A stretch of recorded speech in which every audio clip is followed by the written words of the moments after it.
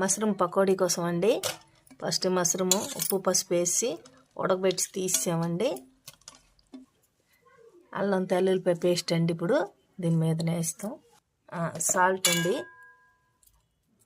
Chicken masala అండి, కొంచెం chaat masala, corn powder అండి, ఇప్పుడు ఫుడ్ కలర్ కొంచెం అండి. ఇది ఆప్షన్ అండి, కావాలంటే వేసుకోండి, లేకపోతే వద్దులేండి.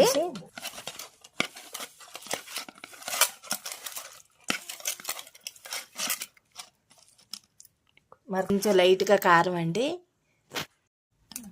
ఇప్పుడు ఇది ఒక అరగంట అలాగ ఉంచాలండి.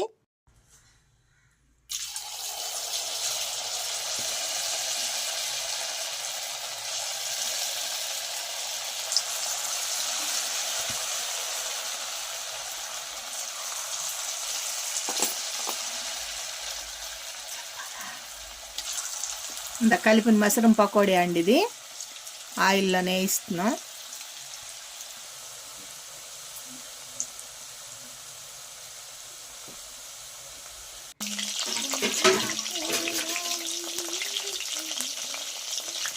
అందుకే వేసాం కదండి పకోడీ.